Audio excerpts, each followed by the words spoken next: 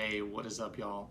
In this video, I'm going to be showing you a model that is going to help you deconstruct and transform some of the problems that are keeping you from where you want to be in life. So before I tell you why this model is so significant, I want to share a quick story with you. For most of my life, I have not been able to sacrifice my sense of autonomy and fulfillment in the world. And so it's led me to get fired from a couple of jobs, vibrate out of others, and just shift and move around until I finally found what it is that I meant to do here on Earth. And so the reason why I really like this model is because at the very peak of this pyramid is something that is called self-actualization, which is the innate desire that we have to be the most that we can be. And I had been trying to fulfill that need for a very long time. There's a quote that I like that says, man does not live by bread alone. And what happens to a man when his belly is chronically filled? And let's be real, y'all, we are living in the age of information. We are starting to take a shift from a mindset of scarcity to a mindset of abundance. And when we start to get a lot of our needs met, what the hell are we supposed to do? And so this is called Maslow's hierarchy of needs. And it's a representation of where some of our behaviors can lie and why we do the things that we do. So at the very base of the pyramid, we have our physiological needs. Now this is relatively self-explanatory, right? We have to eat, you gotta take a dump, we gotta sleep, we have to get some housing, a roof over our head, and we need to have sex. We're very sexual creatures and we have to have that need met. I mean, there's no wonder why people go nuts and shoot up a school. This is a very deep primal need that we want to get fulfilled. And so if you can't put food on the table, and let me throw this out to y'all, around 78% of this country is living paycheck to paycheck. And right now we're in this shift of trying to move people into an age in which we can be the most that we can be and go from scarcity to abundance. But when 78% of people can't put food on the table for their family, and you want me to talk to you about reaching your fullest potential as a human, you're gonna tell me to screw off. It's hard. So when this base need, when this isn't being met, when you can't put food in your mouth or in your family's mouth, like the rest of this pyramid is just garbage. It doesn't matter. But this is just to demonstrate to you that there is a way in which we can climb. There's a way in which we can meet and fulfill these needs. And it's hard. So when we move above, the next tier after this is safety.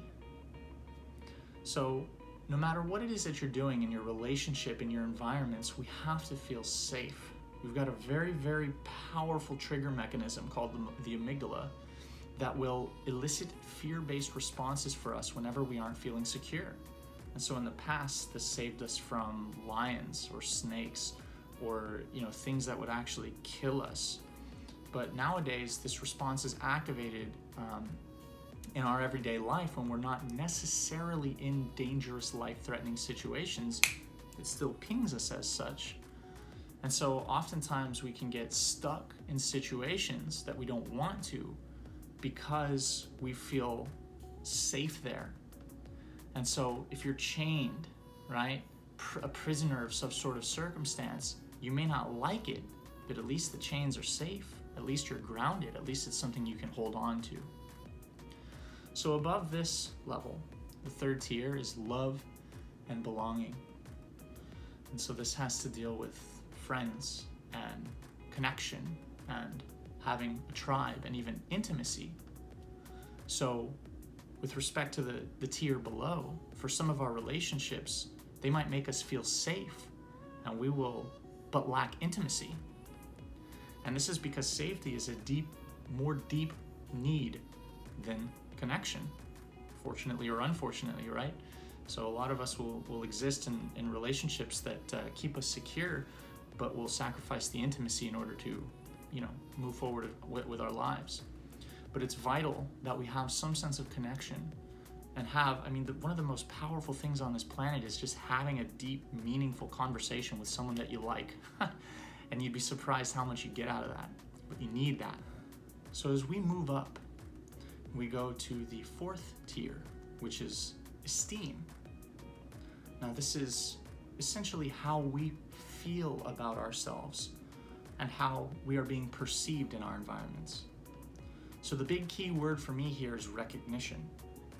If you are not feeling recognized, let's say in your work environment or family environment, for what it is that you're doing, for the values that you have and what you're creating in your life, but people aren't seeing you, it's going to hurt. We have a need, a desire to feel strong, a desire to feel competent, a desire and a need to feel like we are putting out and it's being received, right? If you're giving, but you don't feel like it's being received, that's a block for you, and it hurts, right? I'm sure we've all had conversations with our significant others where you say, you just don't see what I'm saying, right? The need to be recognized. So now we get to the peak of the pyramid. And this is what I have been striving to help and teach people with, and that is the term self-actualization. And this is the desire to be the most that you can be. At the end of the day, I think we're all here to fulfill a certain purpose. And whether you consider it divine or not, you have inside of you a nature and a spirit that yearns for something meaningful, fulfilling, and deep. And this manifests in different ways for different people. Some people have a desire to build a strong family unit. Some people have a desire to build a legacy and a career. Some people have a desire to just coach and help others move along their path and reveal a light for them.